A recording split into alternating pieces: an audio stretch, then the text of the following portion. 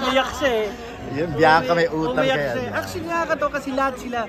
Si Angel. May moment kami na nag-uusap lang kami na kami dalawa lang. Kasi you have to watch the whole Shangri kasi there's a twist to everything. Parang ikaw yung hingian nila ng advice. Kasi nga siya I wouldn't be surprised because sabi ko nga, veteran sa natutuwa ako set. kasi nakatrabaho ko na sila eh. Halos lahat nakatrabaho. And nung nag-lock in kami, magkakasama kami sa isang kwarto yung mga boys. Sila Luis, sila Kelvin. So doon ko lang na-realize na Kelvin he's an introvert. He's an introvert guy. And he's trying his best when facing a lot of people, he's trying to be in the middle na ambivert. Kasi pag extrovert yan, makita mo madaldal yan eh. Hindi, introvert talaga siya. So, ngayon ko na naiintindihan na, nung nagkasama kami sa isang kwarto, okay. He's a very deep guy, may mga angst din sa buhay. Madami. So, na yung kambal, tapos si John. Tuwa ko kay John kasi gaganyan-ganyan lang yan. But pinakamabait pala yan eh. Isa sa pinakamabait na tao na kilala ko eh. Pero, yun ang nakatakot. Pag sobrang bait mo, pwede kang pumutok. Alam mo yan? So, unti-unti lahat sila na pag may problema talaga. Nakakapagod nga. Hinakap ko nga si LGR kanina. Si Tita Lila. Parang yung sounding board pala ng mga ito. Kasi Kuya Gab. Te-text siya, Kuya Gab, ganito. Kuya Gab, ganito. Para ako magbubukas ng clinic eh. Alam mo yun? Sabi ko, pero hindi ako napapagod. Kasi natutuwa ako.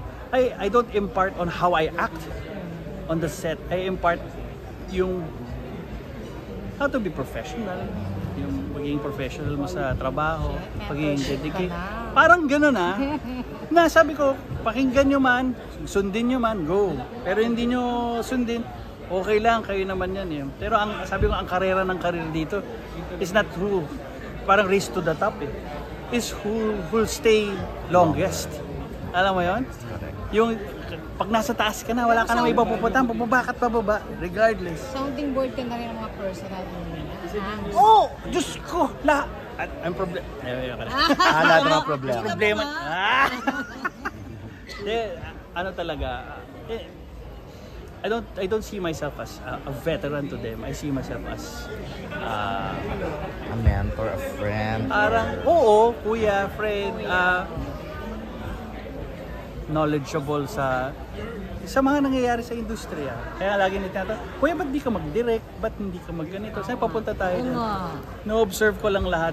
Mahirap kasi if you enter into something that's, I'm not saying it's new to me, pero syempre pag tutuunan mo ng pansin nyo, tutuunan mo ng focus yun eh. I will get there. Magtayo ka na ng clinic. Clinic? Actually, ganun. Firm talaga. Lawyer. Gabi, last na lang ako. Namimiss mo ba ang mga long conversation, wine session with Miss Jack? Yes! Diba? Actually, alam mo, sa totoo lang, it's been a while. Si Andy kasi isa siya sa, when I see her, hindi mo mabubura sa isip na kailangan akaakibat mo sa kanya yung mami niya. And vice versa. Pag kasama si Tita Jane, hindi mo pwedeng ihiwalay ang imahe na nakadikit si Andy pa rin kahit saan kayo magpunta.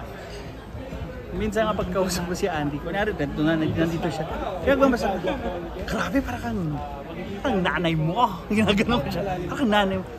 Kuya, hindi nga. May mga expression sila na pareho, may mga nakakamiss. Lahat naman, even to this day, there are times na naiisip ko, kahit daddy ko, daddy ko. Napag-usapan nga namin minsan mga magkakapatid during the pandemic, what if dad was still alive during the pandemic? Oh my God, tsaka yung isa sa mga matigas ang ulong bawal lumabas pero makikita mo siya yung nasa labas. Alam mo yung ganun? Even with Tita Sherry. Nakaka-ano lang, at nakaka-pressure kasi that's why lahat ng atensyon na pwede ko ibigay kay Tito Mike, sinisavor ko. Like, pag kunyari mag-iimbita as much as possible, like, talagang, sige, lunch tayo, sige, dinner tayo. Lalo na especially my grandparents are here, sila mama, sila papa nandito eh. So, we're trying to spend more time with each other. Kasi, hanggang July lang ata sila, tapos babalik na ng Amerika. Si Tito Mike naman kakagaling lang na Spain. So ganun lang kami. So Napapanaginipan mo sila? Hindi naman. alam mo, Talaga, si Daddy Daddy, mo. Tito Mike, si Daddy, si Tita Shari, Tita Jane.